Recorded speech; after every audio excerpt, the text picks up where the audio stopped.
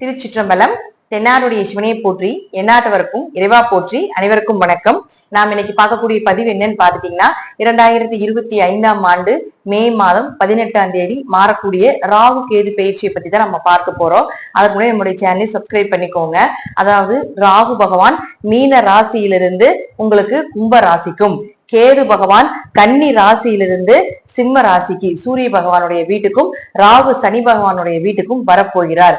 ராகு கேதுக்கள் அப்படின்னாலே நம்ம எல்லாருமே பயந்துக்குவோம். அந்த மாதிரி இருக்க வேண்டிய அவசியங்களே கிடையாது.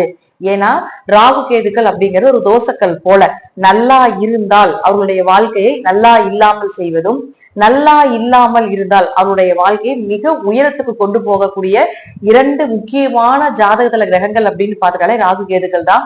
ராகு கேதுக்கள் தான் இந்த 9 கிரகத்துல மிகவும் வலிமையான பெரிய கிரகங்கள். ராகு கேதுக்களை பொறுத்த வரைக்கும் சாயா கிரகம், நிழல் கிரகம், எதிர்முனையில் சுற்றக்கூடியவங்க, நெகட்டிவான விஷயத்தை தான் கொடுப்பாங்க, மனக்குழப்பத்தை கொடுப்பாங்க, நிலையில்லாத தன்மையாக இருப்பாங்க, நம்பிக்கை தன்மை இல்லாதவர்கள் அப்படின்னு நாம் எடுத்துக்கிட்டாலும் கூட இந்த ராகு கேதுக்கள் அப்படியே டோட்டலா மாறினாங்கன்னா இவர்களை போல அள்ளி அள்ளி அள்ளி கொடுத்து கொண்டு போகக்கூடிய ஒரு கிரகங்கள் கிடையவே கிடையாது. ஏன்னா ராகுவை பொறுத்த வரைக்கும் பாத்துட்டீங்கன்னா பணம், பொருள், ஆசை, இன்பம், பொருளாதாரம் இதற்கெல்லாமே ராகு பொறுப்பானவர். கேது பாத்துட்டீங்கன்னா ஆன்மீகம், பெரிய நபர்களுடைய தொடர்புகள், ஸ்பிரிச்சுவலா வரக்கூடிய ஒரு அமைப்புகள், மடாதிபதிகள், கோவில் சம்பந்தப்பட்டது, ஆன்மீகம் சம்பந்தப்பட்டது, தீர்த்த யாத்திரைகள் சம்பந்தப்பட்டு இப்படி இருக்கக்கூடிய விஷயங்களுக்கு எல்லாமே கேது வேலை செய்வார். கேதுவை பொறுத்த வரைக்கும் மொத்தமா நம்ம சொல்லுவோம் 4 வேதங்கள் இருக்குன்னு நம்ம சொல்றோம் இல்லைங்களா. இதுல 3 வேதங்களை படித்தவர் கேது. ஒரே ஒரு வேதமான அதர்வண வேதத்தை படித்தவர் ராகு. மை, மாந்திரீகம், பில்லி, சூரியம் இதெல்லாம் படித்தவர் ராகு. மற்ற ஆன்மீகம் சம்பந்தப்பட்ட, நேர்வழியில் சம்பந்தப்பட்ட, மனசாட்சிக்கு கட்டுப்பட்டு செய்யக்கூடிய அனைத்துமே உங்களுக்கு கேதுவுக்கு சென்றுவிடும். அப்போ ஒரு மனிதனுடைய வாழ்க்கையில கோபுரத்தில் இருக்கக்கூடியவனை குப்பையிலும், குப்பையில இருக்கக்கூடியவனை கோபுரத்தில் கொண்டு போய் வைக்கணும் அப்படின்னா இந்த ராகு கேதுக்கள்னால மட்டும்தான் முடியும் அப்படிங்கிறதுல மாற்றமே கிடையாது. ஒரு ஜாதகத்துல உங்களுக்கு பார்த்துட்டு நம்ம சொல்லியிருப்பாங்க, நிறைய ஜோதிடர் சொல்லுவோம் இல்லைங்களா, சர்ப்பதோஷம் இருக்கு, கால சர்ப்பதோஷம் இருக்குது, நாகதோஷங்கள் இருக்குது அப்படின்னு சொல்லியிருப்போம் இல்லையா. அதெல்லாமே இந்த ராகு கேதுக்கள்னால தான். இந்த ராகு கேதுக்களை பொறுத்த வரைக்கும் பாத்தீங்கன்னா ஒரு 30-32 வயசு வரைக்கும் சர்ப்பதோஷமா, கால சர்ப்பதோஷமா, 30-32 வயசு வரைக்கும் சரியான டேலண்டா இருப்பாங்க. ஆனா அந்த டேலண்ட்டுக்கு உண்டான ஒரு பதவியோ, உயர்வோ, வருமானமோ, ஒரு நல்ல பெயரோ கிடைக்கவே கிடைக்காது. ஒரு கெட்ட பெயர் மட்டுமே அவங்களுக்கு கிடைக்கும். ஆனா பயங்கர டேலண்ட். இவங்களுடைய டேலண்ட மத்தவங்களுக்கு சொல்லி கொடுத்தா அவங்க மிகப்பெரிய வளர்ச்சி அடைந்து பெரிய லாபத்தை சம்பாதிச்சுட்டு இருப்பாங்க. ஆனா இவங்க அதை செயல்படுத்தும் பொழுது அது தோல்வியில் முடியும். ஆனா 32 வயசுக்கு மேல ஒவ்வொரு ஸ்டெப்பா எடுத்து வைப்பாங்க. 35-38 வயசுக்கு மேல மிக பிரம்மாண்டமான யோகத்தை கொடுக்கும். 40 to 50 ஜாக்பாட்டா நம்ம எடுத்துக்கலாம். சர்ப்பதோஷம் இருக்கிறதுக்கு மிகப்பெரிய குறுகிய காலத்திலேயே மிகப்பெரிய வளர்ச்சியை கொடுத்து விடும் அப்படிங்கிறதா இதனுடைய தாற்பயம். அது மட்டும் இல்லாம ஒருத்தர் ஷேர் மார்க்கெட்ல ஜெயிக்கிறாங்க, அதே போல சிறிய உழைப்பு மூலமா பெரும் பணம், பிளாக் மணி, அரசியல்வாதிகளுடைய பினாமி பணம் அப்படின்னு நிறைய நம்ம சொல்றோம் இல்லையா. சீக்கிரமா எந்த உழைப்பு மேல அந்த இடத்துல பணம் வருது, சின்ன உழைப்பு மூலமா பெரிய பணம் சம்பாதிச்சுட்டு இருக்கிறீங்க. எத்தனையோ ஷேர் மார்க்கெட்ல ஜெயிச்ச ஜாதகம் எல்லாம் பார்த்தாச்சு. எல்லாமே ராகு கேதுக்களுடைய ஆதிக்கம் அதிகமாக இருக்கக்கூடிய ஜாதகம். ராகு கேதுக்களுடைய ஆதிக்கம் அதிகமா இருக்குது அப்படின்னாலே தாராளமா ஷேர் மார்க்கெட்ல, பிட்காயின் சம்பந்தப்பட்டது, ட்ரேடிங் சம்பந்தப்பட்டது, இந்த போல ஆன்லைன்ல வரக்கூடிய வருமானத்துல மிகப்பெரிய வளர்ச்சியை அவங்க அடையிறாங்க. அதுல மிகப்பெரிய லாபத்தை அடையிறாங்க, கொடி கட்டி பறக்குறாங்க அப்படிங்கறதுதான் உண்மை. ராகு கேதுக்கள் நெகட்டிவான கிரகமாக எத்தனையோ சொன்னாலும் கூட இவங்க இல்லாம எந்த ஒரு விஷயமும் ஒரு மனிதனுடைய வாழ்க்கையில சந்தோஷம் அப்படிங்கிறது இந்த ராகு கேதுக்கள் தான். உயர்நிலை அப்படிங்கிறது இந்த ராகு கேதுக்கள்னால மட்டும்தான் முடியும். நாம ராகு கேதுக்களை நம்ம சொல்றோம், அதாவது சனி பகவான் அப்படிங்கிறது சாஸ்திரக்காரன். சாஸ்திரம் அப்படிங்கிறது இந்த சூரியன் இங்க இருக்கணும், சந்திரன் இங்க இருக்கணும், செவ்வாய் இங்க இருக்கணும் அப்படின்னு சனி பகவான் தான் எழுதுவாருன்னு என்னோட குருநாதர் சொல்லுவாரு. ஆனா அதை செயல்படுத்துறது யாரு அப்படின்னு பாத்தீங்கன்னா இந்த ராகு கேதுக்கள் தான். இங்க இருந்தா இவன் இந்த கர்ம மூட்டையை அனுபவிச்சதுக்கு அப்புறம் இந்த யோகத்தை அவன் பெறுவா, இந்த யோகத்தை பெற்றதுக்கு அப்புறம் இவன் இந்த கர்ம மூட்டையை, பழைய கர்ம மூட்டையை அனுபவிப்பா அப்படிங்கிறது அவங்க ஜாதகத்துல ராகு கேதுக்கள். அதாவது ஜட்ஜாக இருக்கக்கூடியவர் யாருன்னு பாத்துட்டீங்கன்னா சனி பகவான். அதை செயல்படுத்தக்கூடிய போலீஸா இருக்கலாம் அல்லது வக்கீலா இருக்கலாம். அதெல்லாம் செயல்படுத்தி அவங்க கர்ம வினையை அனுபவிக்கக்கூடியவங்க யார் அப்படின்னு பாத்தீங்கன்னா இந்த ராகுகேதுக்கள் தான். ராகுகேதுக்கள் இல்லாம நல்லதும் கிடையாது, ராகுகேதுக்கள் இல்லாம கெட்டதும் கிடையாது அப்படிங்கறதா முற்றிலும் உண்மை. இப்போ உங்க ராசிக்குண்டான இந்த பயிற்சி எப்படி இருக்கும் அப்படிங்கறத நம்ம முழுமையா பார்க்கலாம். மீன ராசிக்குண்டான ராகுகேது பயிற்சியை பத்தி பார்க்கலாம். மீன ராசியை பொறுத்த வரைக்கும் உங்களுடைய ராசிக்குள்ளேயே ராகு இருந்தார், அதே போல 7ஆம் இடத்துல கேது இருந்தார். இது ஒரு யோகம் தான். ஆனா இருப்பினும் 7.5 சனி நடந்த காலகட்டங்கள்ல பெருசா ஒண்ணும் செயல்படுத்தி இருக்க முடியாது. ஆனா இப்போ உங்களுக்கு சனி பகவான் உங்க ஜென்மத்துக்குள்ள வந்து விட்டார். ராகு 12க்கு வருது, கேது 6ஆம் இடத்துக்கு வருது. ராகு கேதுக்கள் 6, 12 இருக்கிறது ஒரு மகாலட்சுமி யோகம், எதிரிகளை ஜெயிக்கக்கூடிய ஒரு யோகம். இதெல்லாம் சொன்னாலும் கூட ஜென்ம சனியாக இருக்கிறதுனால கொஞ்சம் கவனமாக செயல்படுத்த வேண்டும். ஜென்ம சனி உங்களுடைய மைண்ட ரொம்ப மழுங்கி வச்சிருக்கு, அதாவது மந்த நிலையில வச்சிருப்பார். அடுத்தடுத்து என்ன முடிவு பண்றதுன்னு தெரியலையேன்னு பிளாக்ல போட்டு வச்சிருக்கிற மாதிரி இருக்கும். அதே போல லக்னத்திற்கு 12ஆம் இடத்தில் கேதுவோ அல்லது ராகுவோ இருந்தா நிறைய விரயங்களை கொடுக்கும் அப்படிங்கிறது உண்டு. அப்ப ராகு 12 இருக்கும் பொழுது விரய செலவுகள், ஆன்மீக செலவுகள், மருத்துவ ரீதியான செலவுகள் இதெல்லாமே கொடுப்பார். ரொம்ப கவனமாக இருக்க வேண்டும் மீன ராசி அன்பர்கள். அதே போல 12ல ராகு இருந்தால் நிறைய பயணங்கள் வரும், நிறைய அலைச்சல் இருக்கும், நிறைய உடம்பு ரொம்ப வலியாகும் அப்படிங்கிறது எல்லாமே உண்டு. கணவன் மனைவிக்குள்ள கொஞ்சம் அந்நியுடைய குறைவுகள் அப்படிங்கிறது உண்டு. இது மீன ராசி மீன லக்னத்துக்கு பொருந்தும். அதே போல ராகு கேதுகளை பொறுத்த வரைக்கும் பாத்துட்டீங்கன்னா நல்லா இருந்தால் அவங்கள நல்லா இல்லாம பண்றதும், நல்லா இல்லாம இருந்தா அவங்கள நல்லது பண்றதும் தான் இந்த ராகு கேதுக்கு உண்டான வேலை. ஜென்ம சனியாக இருக்கும் பொழுது உங்களுக்கு நல்லா இல்லாம தான் இருக்கிறதுக்கு வாய்ப்புகள் உண்டு.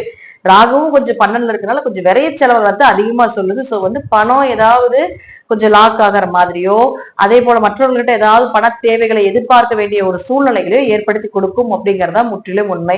ராகு 2ஆம் இடத்தை பாக்குது. இதுல பிளஸ் என்னன்னு பாத்துட்டீங்கன்னா, யாராவது வெளிநாடு போறீங்க, வெளியூர் போறீங்க, அதற்கு ஏதாவது வாய்ப்புகள் இருக்குன்னா தாராளமாக 12ஆம் இடத்து ராகு சப்போர்ட் பண்ணும்.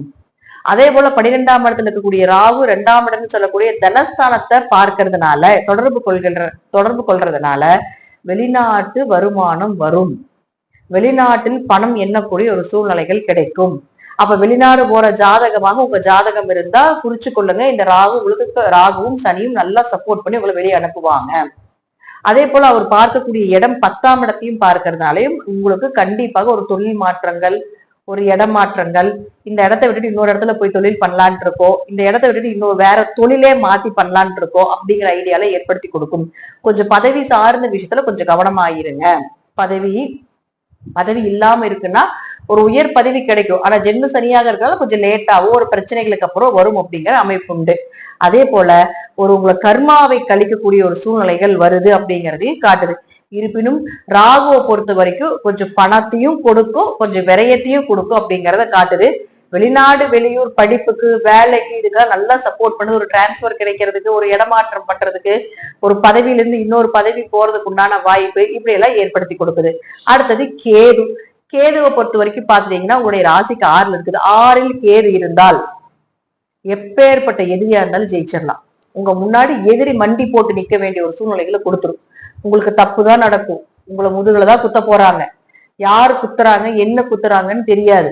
வேலைக்கு போறீங்க, வேலைக்கு போற இடத்துல பிரச்சனை நடக்க போகுது. ஏன்னா ஜென்மசனி இதெல்லாம் பண்ணும். உங்களுடைய தொழில் செய்யக்கூடியவங்களை உங்களுக்கு துரோகியா மாற போறாங்க, உங்களுடைய நண்பர்களே உங்களுக்கு துரோகம் பண்ண போறாங்க. ஆனால் கேது 6ல இருக்கிறதுனால அதெல்லாம் காட்டி கொடுத்து விடும். யாரெல்லாம் உங்களுக்கு இப்படி நினைக்கிறாங்களோ அவங்களை எல்லாமே கஷ்டங்களோட வாழ்க்கையை நகர்த்து வச்சிருவார். நீங்க மனவேதனைப்பட்டு இப்படி பண்ணிட்டாங்களே அப்படின்னு ஒரு மன வேதனைப்பட்டு ஒரு சொட்டு கண்ணீர் நீங்க விடக்கூடிய ஒரு காலகட்டங்கள் வருது அப்படின்னா அந்த காலகட்டங்கள்ல அவங்க பல மடங்கான கண்ணீரை சிந்த வைப்பார் அப்படிங்கிறதுதான் இந்த கேதுங்க 6ல இருக்கக்கூடிய ஒரு அமைப்பு. உங்களுடைய உடம்ப கவனமா பார்த்துக்கோங்க. 6ஆம் இடத்துல கேது இருந்த வயிறு உபாதைகள், அதீத அன்லிமிட்டெட் ஃபுட் எடுத்துக்க வேண்டிய ஒரு சூழ்நிலைகள் வரும், நான்வெஜ் சாப்பிட வேண்டிய ஒரு சூழ்நிலைகள் வரும். அதுல அன்கண்ட்ரோல்டு இல்லாம போறது, ஸ்நாக்ஸ் எல்லாம் அதிகமா எடுத்துக்கிறது, ஃபுட் கண்ட்ரோல் ரொம்ப முக்கியம். உணவு கட்டுப்பாடை கேது அங்க இருக்கிற வரைக்கும் வைத்துக் கொள்வதே மிகப்பெரிய ஒரு பரிகாரம். வயிறு உபாதைகள், குடல் சார்ந்த பிரச்சனை, பெண்களாக இருந்தால் கர்ப்பப்பை சார்ந்த பிரச்சனை இதெல்லாமே ஏற்படுத்தி கொடுப்பார். அதே போல கடன் வாங்க வச்சிருவார். கடன் இல்லாம இருந்ததுன்னா கடன் வாங்க வச்சிரும். கடன் இருக்குது அப்படின்னா அந்த கடன் அடைக்கிறதுக்கு அதிக எஃபர்ட் போட்டு ஓட வைப்பார்.